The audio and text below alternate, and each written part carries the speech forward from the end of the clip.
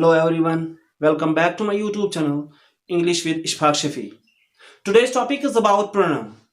There are so many definitions about pronoun, like a pronoun is a word that is used in place of noun, or a pronoun is a word that is used instead of a noun, or a pronoun is a word that stands for noun to avoid its repetition.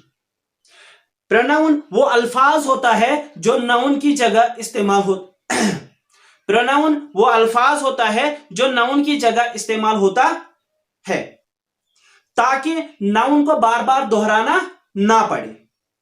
जिस तरह हमने पिछले videos में noun को in detail के साथ पढ़ा, तो नाउन्स का जो काम है वही प्रोनाउन्स का भी काम है। तो अब सवाल बनता है कि अगर नाउन्स का भी वही काम है, प्रोनाउन्स का भी वही काम है, तो प्रोनाउन्स किस लिए बनाए गए? प्रोनाउन्स इसलिए बनाए गए ताकि नाउन्स को बार बार दोहराना ना पड़े। ठीक है, बाकी इनका काम जो है, नाउन्स का जो काम है वही प्रोनाउन्स का भी काम है। For example, Daim is a boy, he is in class 4th। Daim is a boy, he is in class 4th। तो असल में मुझे क्या लिखना था? अगर प्रोनाउंस नहीं होते तो मुझे लिखना था Daim is a boy, Daim is in class 4th, Daim is this, Daim is that. ठीक है, तो ये थोड़ा awkward लगता है कि नाउन्स को बार बार दोहराना पड़ रहा है, तो इसीलिए प्रोनाउन्स बनाए गए ताकि नाउन्स दोहराना ना पड़े। For example, Daim is a boy, he is in class 4th। Daim क्या है? एक लड़का है जो क्या किस क्लास में है? 4th क्लास में। तो दाइम की जगह सेकंड सेंटेंस में मैंने दाइम को किस वर्ड के साथ रिप्लेस किया? विद द वर्ड ही। तो यहां पर दाइम के बदले मैंने कौन सा वर्ड इस्तेमाल किया है? ही। तो जो वर्ड किसी नाउन के बदले इस्तेमाल हो वो क्या कहलाता है? प्रोनाउन। तो ही क्या है? एक प्रोनाउन है। ठीक है, points to remember. Number 1, first, each pronoun must be of same number and gender as it is noun. यानी कि हर एक प्रोनाउन उसका नंबर और जेंडर वही होना चाहिए जो उसके नाउन का होगा। मतलब मिसाल के तौर पर, अगर कोई प्रोनाउन किसी नाउन के बदले इस्तेमाल हो रहा है, अगर नाउन सिंगुलर है तो उसके बदले होने वाला प्रोनाउन भी सिंगुलर होना चाहिए। अगर वो मैस्कुलाइन जेंडर में फॉल करता है तो उसके बदले होने वाला प्रोनाउन जो है वो भी मैस्कुलाइन जेंडर ही होना चाहिए। ठीक है, अगर नाउन प्लूरल है तो उसके बदले होने वाला प्रोनाउन भी प्लूरल होना चाहिए। अगर वो फेमिनाइन जेंडर में आता है तो उसके बदले आने वाला प्रोनाउन भी फेमिनाइन जेंडर की कैटेगरी में फॉल करना चाहिए। ठीक है, इसी तरह कॉमन जेंडर होगा तो प्रोनाउन भी कॉमन जेंडर वाला होना चाहिए। न्यूट्रल जेंडर वाला होगा नाउन तो प्रोनाउन भी न्यूट्रल जेंडर वाला ही होना चाहिए। ठीक है, for example, children are playing with their toys. बच्चे क्या कर रहे हैं? चिल्ड्रन आर प्लेइंग, बच्चे खेल रहे हैं, विद देयर टॉयज, अपने खिलौनों के साथ, टॉयज के साथ।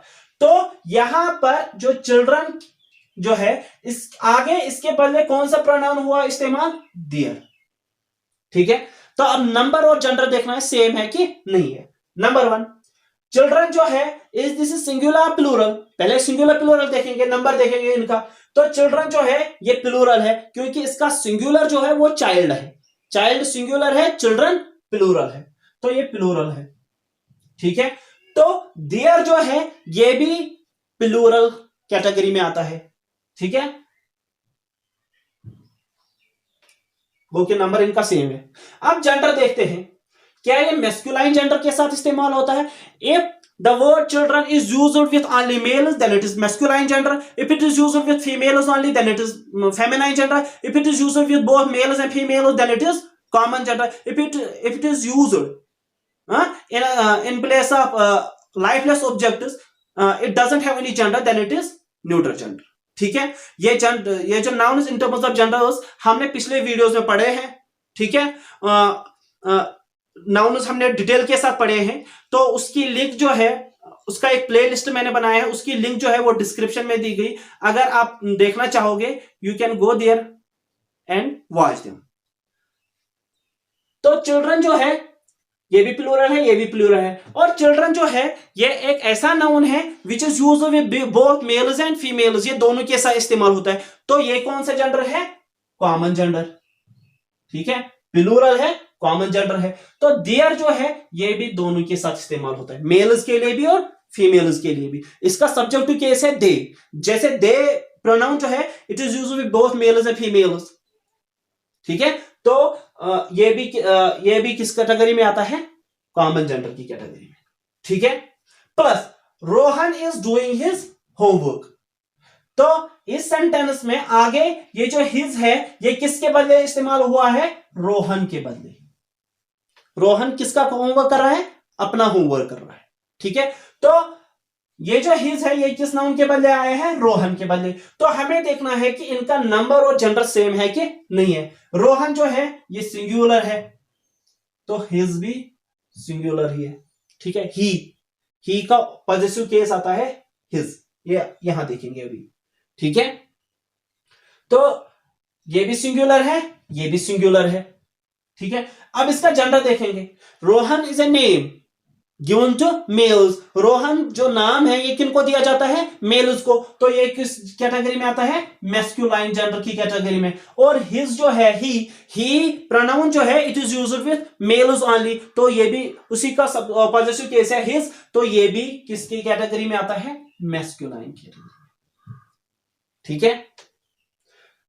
Number 3, his book is read by करीम।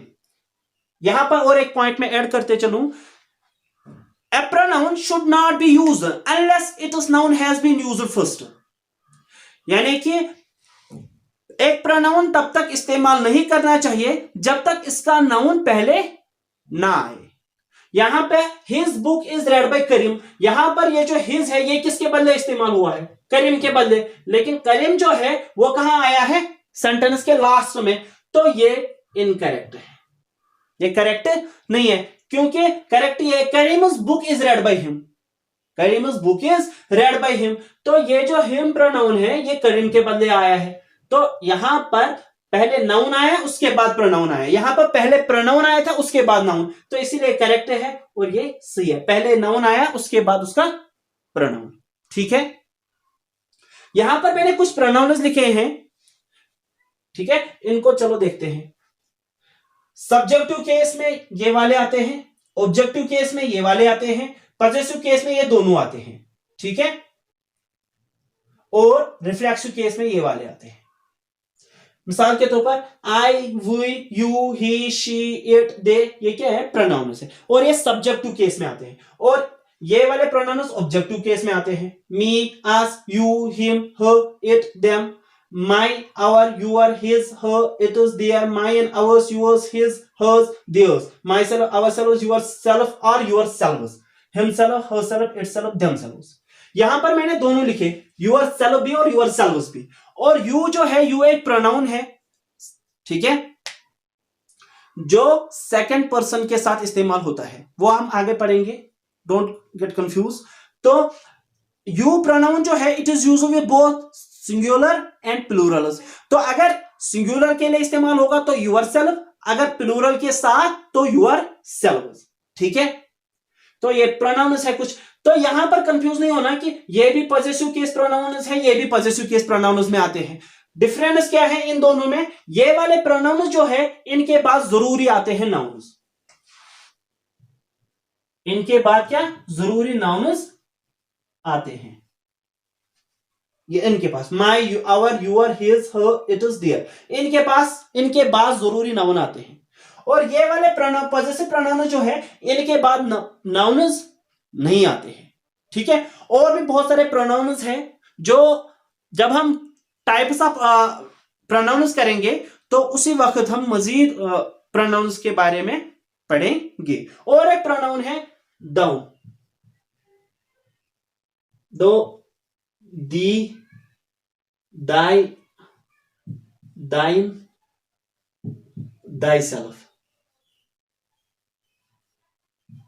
ये भी सेकंड पर्सन के साथ इस्तेमाल होता है। फर्क क्या है, यू भी और दो भी।